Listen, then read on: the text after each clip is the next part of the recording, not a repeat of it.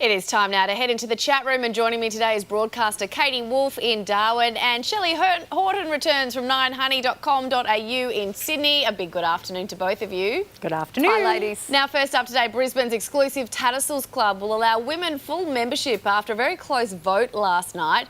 Premier Anastasia Palaszczuk says it's historic and about time, but the opposition leader says there are more important issues in Queensland than the club's vote. Katie, do you think this is an historic event? Oh, look, I don't disagree that there's probably other important issues happening in Queensland that the Premier should be focusing on.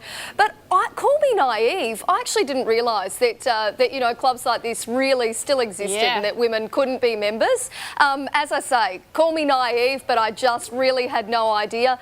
I guess I can understand it to some degree. We've got gyms that are targeted purely at women, but, you know, people can go to this location and have weddings and all sorts of different soirees. So why can't women be members of the club? Yeah, it is steeped in a long, long tradition. In fact, my father-in-law belonged to it. I could never really understand it. Like, I get women's gyms because there's a whole different reason why these clubs were only for men. Yeah. Shelley, a men-only club, look, it seems a bit outdated. Was it about time?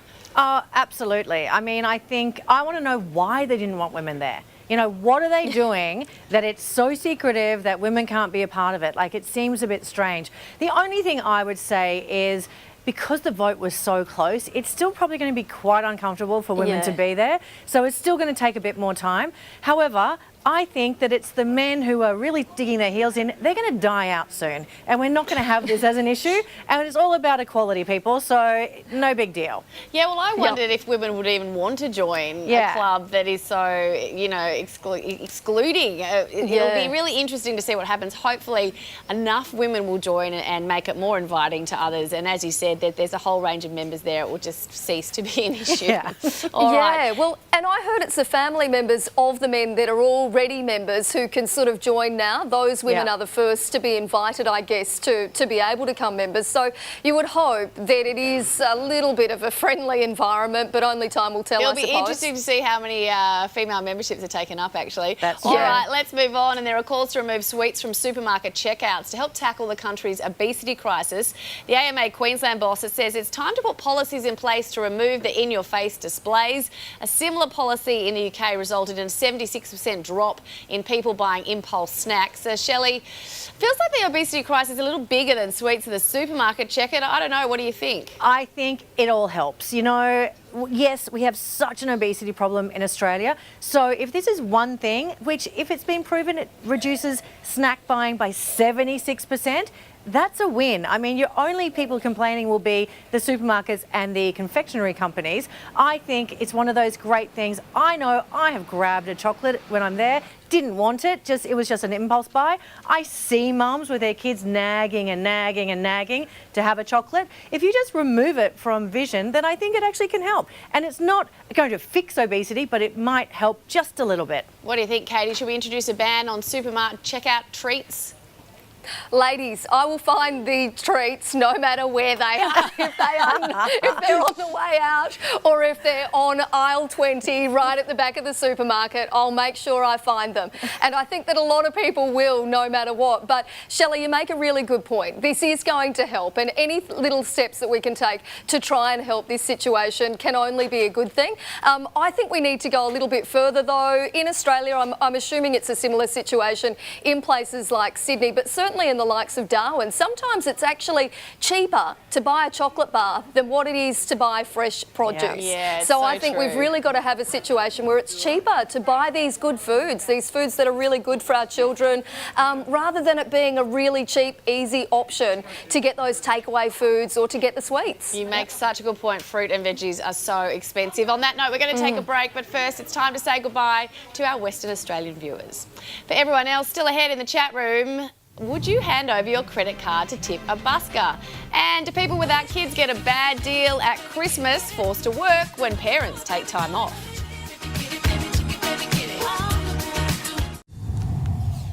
Let's head back into the chat room with Katie Wolfe and Shelly Horton. And would you use your credit card to tip a busker? An innovative busker has bought an EFTPOS machine in a bid to get more donations, saying the cashless society is starting to bite. But the big question is, Katie, would you hand over your debit card to a busker? Will this work?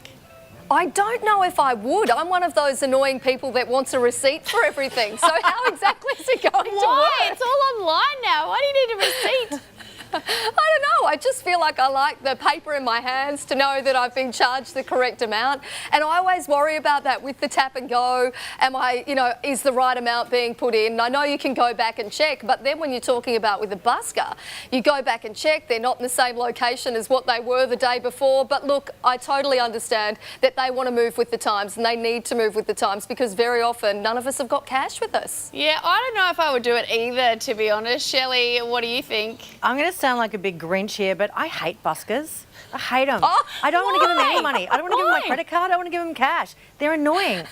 I don't have a choice when they're around. Nah. So there's zero chance they're going to get my credit card. Well, you can't go with the old, I've got no cash either. No, how about I just don't like you? No, I would worry if I put my credit card on. I think, like Katie said, that I don't know, it'll be, it'd be scammed or something would happen, or I'd write $5 and it would accidentally be $50. And it's not like a retail store where you can walk back in and go, I don't think that worked properly. Saying that, I do have an app on my phone, and every time I tap that card, it pings on my phone, which is slightly terrifying sometimes, but very useful too. And Katie, that would reduce your need for needing those receipts. I need one of those apps. I think my husband's got it, but I don't. Yeah, it is quite good. All right, lastly today, is there an unfair workplace bias towards parents at Christmas? While some companies are being applauded for offering flexible work practices over the holiday period, many singles or couples without kids say they're forced to work during the festive season to pick up the slack of others. Shelley, you don't have kids. Yeah. What do you think?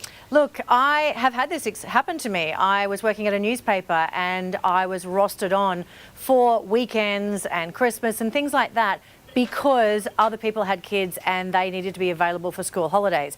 And it really got under my skin at the time because I was like using the example of, I want to use that time to go and meet a husband so that I can have, a relationship, and then I would need time off. But you know what it is? Now that I'm a bit older, I think that it just comes down to we are a community and we have to support each other. And I think flexibility in the workplace is vital for parents, but it also should be equal. So make it flexible for singles, flexible for child free by choice, and flexible for those with kids. Yeah, I agree with you. And, you've got a dog that we love chatting about. I know, and right? if you need to have a vet appointment, what's the difference between you doing that and taking a kid to the doctor, right? I agree with you. If we're going to have flexibility, it needs to be across the board. Katie, you're a mum.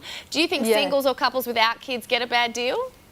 I think they do. I know before I had children, I found it really difficult. I've always lived away from my parents, or for a long time I've lived away from my parents and from my brothers. And I've always found it really tough at Christmas time because you're not able, or I wasn't able, to get those holidays off, despite the fact that I was very far away from my family because I didn't have children. It is much more flexible for me now, and I certainly appreciate that from my current employer. But I do agree with Shelley and with you, Amber, that we need to be more flexible for everybody, not just parents, but for everybody. And, journalists are a bit different. I mean, we never... Yeah. we have to work 24/7, We don't get days right? That's right. Well, you sort of have to you've got to fill that news cycle. Yeah, that news cycle doesn't stop. On that note, Shelley and Katie, thank you so much for being in chat room. Merry Christmas. Merry Thanks for Christmas. joining us. It's time now for Nine's afternoon news.